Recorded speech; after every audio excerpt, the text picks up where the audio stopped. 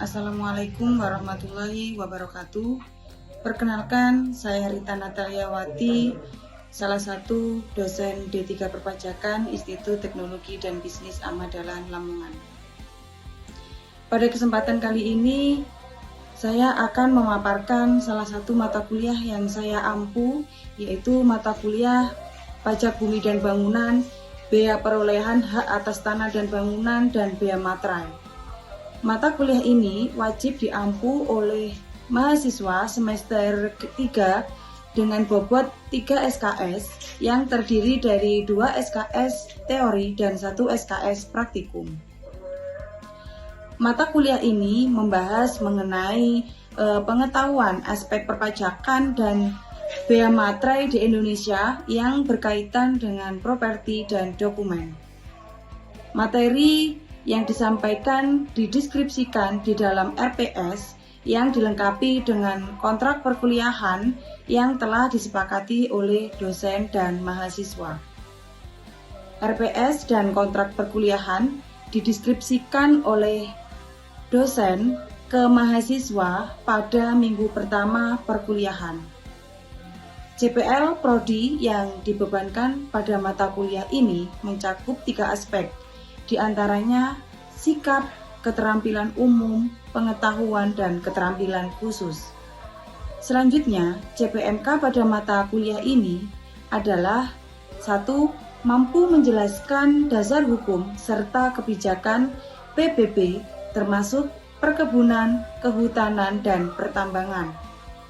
Menghitung PBB berdasarkan NJOP, nilai jual objek pajak, dan peraturan yang berlaku, serta menerapkan prosedur administrasi PBB yang terkait dengan kasus-kasus dengan menggunakan pendekatan hukum yang berlaku. Yang kedua, mampu menjelaskan konsep dan regulasi BPHTB serta implikasinya dalam transaksi properti, mengidentifikasi subjek dan objek BPHTB dari berbagai jenis transaksi perolehan hak atas tanah dan bangunan, serta menghitung besaran BPHTB yang harus dibayarkan berdasarkan NJOP dan tarif yang berlaku. Yang ketiga, mampu menjelaskan fungsi dan pentingnya bea materai dalam transaksi dan dokumen hukum, serta mengidentifikasi jenis-jenis dokumen yang dikenakan bea materai beserta tarif yang berlaku. Selanjutnya diturunkan ke 13 sub pokok CPMK, diantaranya sebagai berikut. Pembelajaran di perguruan tinggi menuntut pendekatan yang efektif dan efisien agar mahasiswa dapat memahami materi dengan baik dan dapat mengaplikasinya dalam kehidupan nyata. Untuk itu, saya menggunakan metode DAI, Direct Delivery Interaction dan Statement, dalam mengajar mata kuliah PBB, Pajak Bumi dan Bangunan, dan BPHTB, Bea Perolehan Hak Atas Tanah dan Bangunan, dan Bea Materai. Berikut penjelasan mengenai penerapan metode tersebut. Yang pertama, delivery, cara penyampaian materi dosen ke mahasiswa. Adapun penyampaian bahan kajian materi pembelajaran, yaitu sistem pembelajaran pada mata kuliah PBB, BPHTB, dan Bea Materai menggunakan sinkronus dan asinkronus, di mana metode yang digunakan yaitu peran dan keaktifan mahasiswa dalam proses perkuliahan, yaitu dengan ceramah, tanya jawab, kolaboratif, dan small group discussion. Penugasan mandiri dan kelompok. Adapun total pertemuan mata kuliah ini sebanyak 16 kali pertemuan, terdiri dari 14 kali pertemuan untuk menyampaikan materi dan 1 pertemuan untuk UTS dan 1 pertemuan untuk UAS. Untuk bentuk perkuliahan sinkronus dilakukan secara tatap muka di ruang kelas maupun menggunakan tools web conference, yaitu menggunakan Zoom. Sedangkan untuk perkuliahan secara asinkronus itu dilakukan dengan WhatsApp group. Kemudian untuk penugasan secara mandiri maupun kelompok menggunakan Google Classroom. Adapun referensi yang saya gunakan untuk menyusun materi pajak bumi dan bangunan, BPHTB dan Bea Materai, diantaranya ada e-book, buku-buku, jurnal, dan undang-undang yang mengatur jenis pajak. Buku diantaranya saya menggunakan buku Rusji Muhammad tentang PBB, BPHTB, dan Bea Materai, edisi 2 Jakarta PT Index. Yang kedua ada bukunya Sumitro, Rohmat, dan Mutakin Zainal tentang pajak bumi dan bangunan, Bandung Rafika Aditama. Dan yang ketiga saya menggunakan Barata, Atap, dan Jajat Juhajiat, ya, tata cara pelunasan Bea Materai. Selama kegiatan pembelajaran, saya menggunakan metode diantaranya ceramah disertai dengan tanya jawab, presentasi kelompok, menyelesaikan studi kasus, mahasiswa diberikan soal praktik yang dikerjakan secara individu. Selanjutnya, mahasiswa memaparkan hasil yang telah dikerjakan. Yang kedua, interaktif. Interaksi antara dosen dan mahasiswa dalam menyampaikan materi pembelajaran. Setelah materi disampaikan, saya memastikan adanya interaksi yang aktif antara saya dan mahasiswa. Bentuk interaksi dosen dan mahasiswa secara langsung atau offline di dalam kelas dilihat dari segi tanya jawab, diskusi maupun pemaparan tugas dari mahasiswa. Yang kedua, ada interaksi secara tidak langsung, yaitu melalui e-learning yang telah disediakan dari Institut Teknologi dan Bisnis Ahmad Dahlan Lamongan dan WhatsApp Group. Statement adalah penilaian dari proses pembelajaran dari mahasiswa. Berikut kriteria dan pembobotan yang saya lakukan pada mata kuliah PBB, BPHTB, dan Bea Materai sebagai berikut. Untuk evaluasi pada mata kuliah ini meliputi partisipasif, yaitu tanya jawab, presensi, dan diskusi, sedangkan kognitifnya meliputi penugasan, kuis, UTS, dan UAS.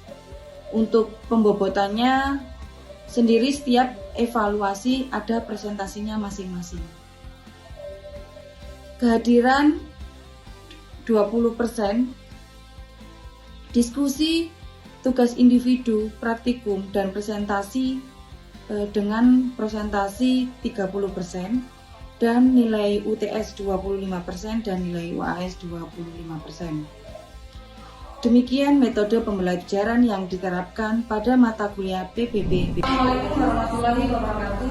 Waalaikumsalam warahmatullahi wabarakatuh. Apa kabar kalian? Alhamdulillah. Alhamdulillah. Sebelum kita melanjutkan materi minggu lalu, alangkah baiknya kita berdoa dulu agar kita diberikan kemudahan dalam belajar, ya. Oke, untuk PJMK silakan dipandu. Baik, terima kasih.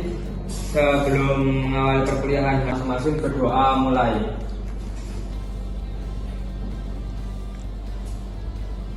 Berdoa selesai. Alhamdulillah. Sebelum kita melanjutkan, ya, jadi materi yang akan dibahas pagi ini yang pertama yaitu pengertian, ya, BPHTB atas waris atau hibah. Yang kedua, perhitungan warisan atau hibah, ya. Yang ketiga, ada mekanisme pembayaran BPHTB.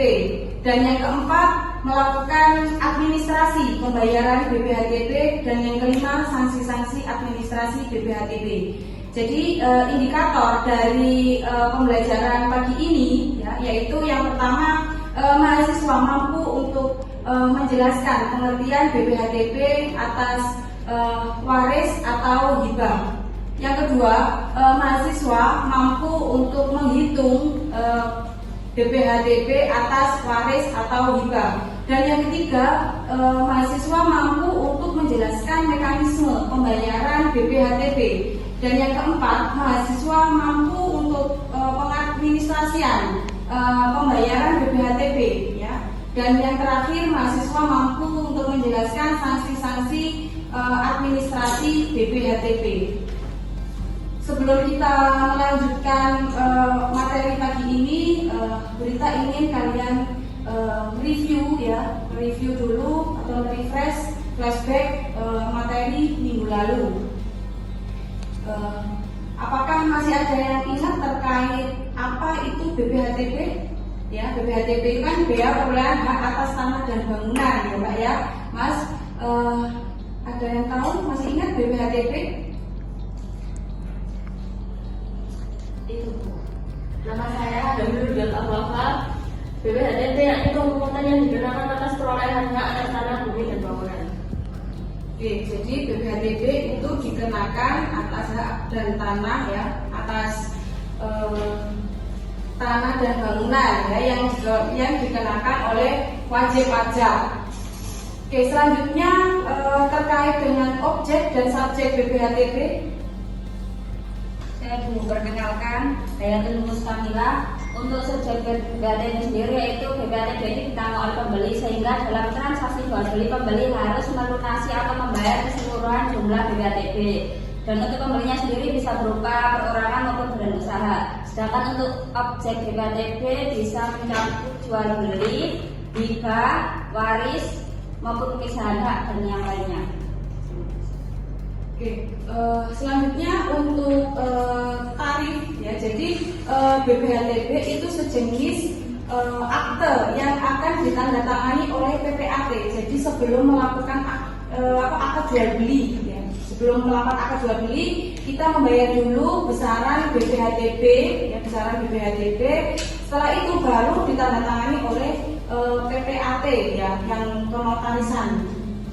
Terkait tarif BPHTB di Lamongan kena berapa persen?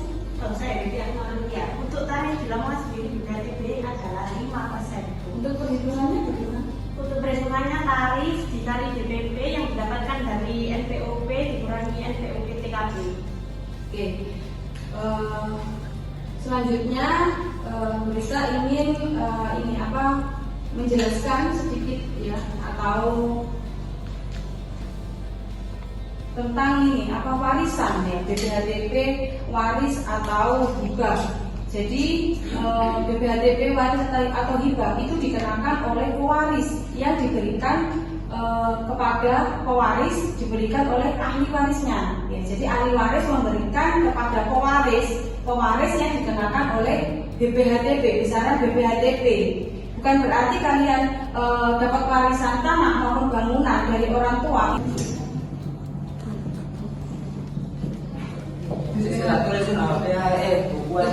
BPHTB 5%. Oke, lalu untuk BPHTB terutang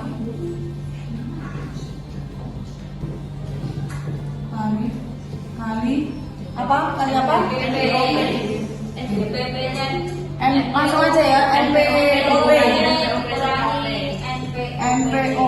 kurangi NPOPTKP.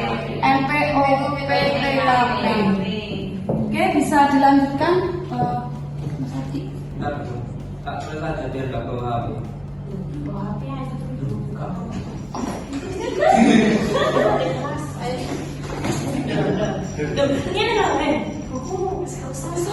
Siap, Bu.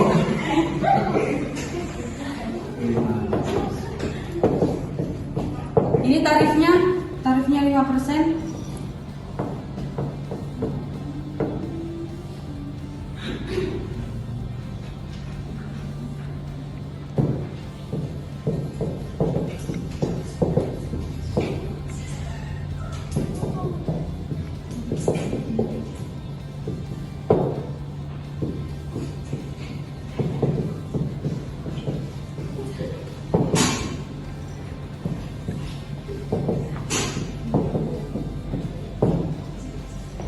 Oke, apakah benar ini untuk jawabannya?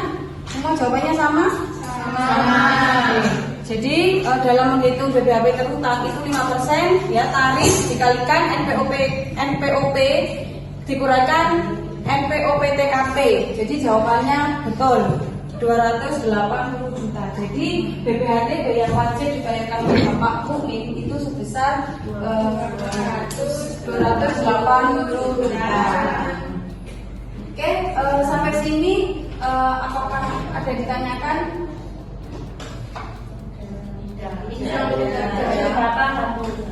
Oke, sudah paham. Lalu untuk pengadministrasiannya, ya setelah kita menghitung besarnya BPHTB, itu selanjutnya kita membayarkan ke ini ya, ke bank ya atau loket yang sudah ditunjuk oleh ini dari Bapenda ya, pajak daerah. Ya, jadi BPHTB itu termasuk pajak daerah. Nah, yang pertama kita menyiapkan dokumen dulu. Bu, apakah ketika WP ini tidak mempunyai NPWP, apakah bisa? Ya, jadi untuk persyaratannya itu WP kita sebagai pembeli atau kita penerima wasiat itu harus punya NPWP. Selanjutnya kita mengisi surat ini pemberitahuan pajak terutang, ya. Lalu kita menghitung, jadi kita menghitung dulu besarnya pajak. Jadi sebelum kita membayar, kita konsultasi dulu ke kantor notaris, ke notariatan, dan selanjutnya kita membayar kepada bank yang ditunjuk, ya, ditunjuk oleh daerah Lamongan, Kabupaten Lamongan, ya. Terus selanjutnya kita menyimpan bukti hasil pembayaran itu dan diserahkan kepada kenotariatan, ya, atau PPAT agar ditindaklanjuti untuk akte atas penjualan dan pembelian tadi, hibah tadi ya. Oke, jadi kesimpulannya di sini kalian sebelum melakukan pembayaran maupun perhitungan, kan awam ya, kita kan sebagai WP itu awam akan pajak, ya. Sebaiknya kita konsultasi dulu ke PPAT dulu, ya, sebelum kita menghitung sendiri atau melakukan pembayaran. Oke, ada yang ditanyakan terkait BPHTB? Ada ya. Oke, semoga apa yang kita pelajari pagi ini bermanfaat untuk pengurangan maupun keringanan itu dari waktu ke waktu itu akan berubah. Jadi tergantung pada kondisi keuangan daerah Lamongan lebih tepatnya. Jadi kebijakan seperti itu akan yang diambil oleh pemerintah Kabupaten Lamongan. Jadi biasanya untuk keringanan ya, untuk keringanan PBB itu akan diberikan beberapa kondisi. Mungkin yang pertama untuk rumah miskin, rumah tangga yang miskin, yang pendapatannya rendah tuh.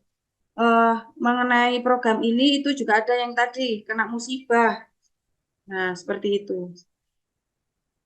Oke, gimana Mbak Mitrotu? Baik, Bu, sudah jelas. Makasih. Oke, yang lain ada lagi? Ya, Bu, izin bertanya. Oke, silakan.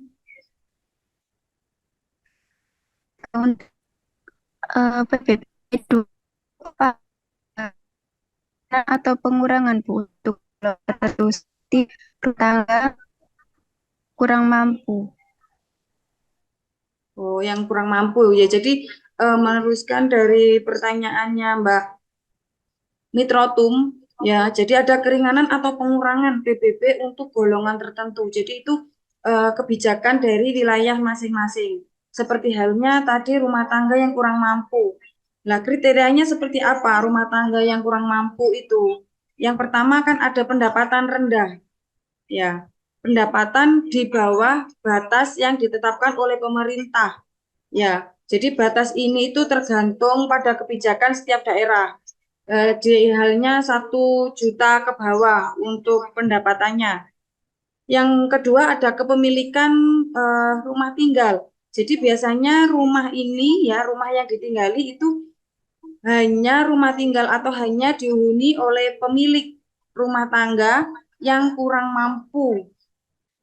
Jadi properti ini lebih tidak memenuhi persyaratan dalam arti apa ya, di bawah cukup ya, kurang mampu gitu.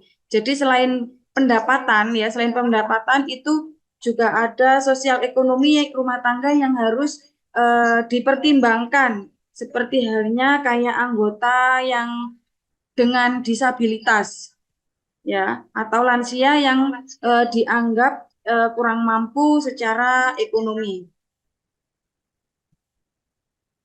Oke, cukup Mbak Erdila. Sangat cukup, Bu. Terima kasih, Bu Rita. Oke. Untuk perkuliahan malam ini sudah selesai ya. Mungkin ada yang ditanyakan lagi sebelum saya tutup.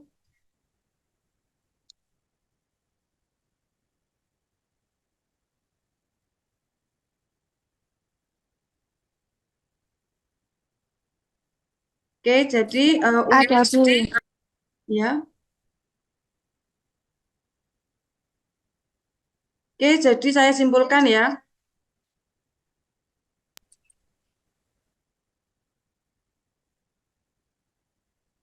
Oke, jadi untuk pajak bumi dan bangunan ya, itu untuk nilai jualnya itu tadi kan sudah ya, tergantung NJOP ya. Terus lalu untuk tarifnya itu menyesuaikan ini apa, peraturan dari kabupaten ya. Jadi setiap kabupaten itu mempunyai tarif masing-masing ya. Jadi untuk pembayaran PBB ini itu kan masuk ke Bapenda. Nah, itu digunakan untuk pembangunan infrastruktur.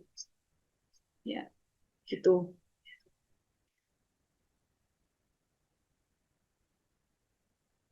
Oke, saya tugas kedua di sini kalian diminta untuk membuat tugas tentang UU ini ya, Bapenda berkaitan dengan implementasi PBB.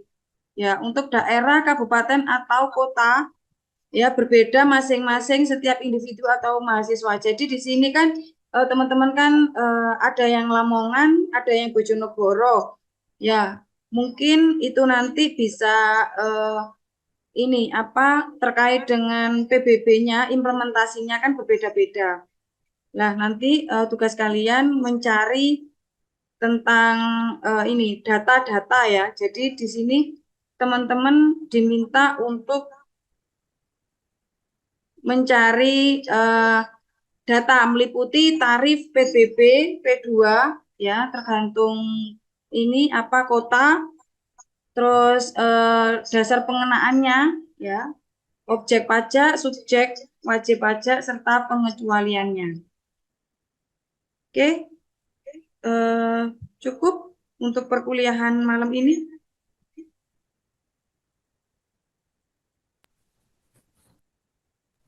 Oke, sebelum semoga apa yang kita pelajari malam ini bermanfaat ya pada kita semua, dan kita bisa menjadi WP yang baik, yang taat kepada pajak. Oke, sebelum saya akhiri perkuliahan malam ini, kita tutup dengan doa ya.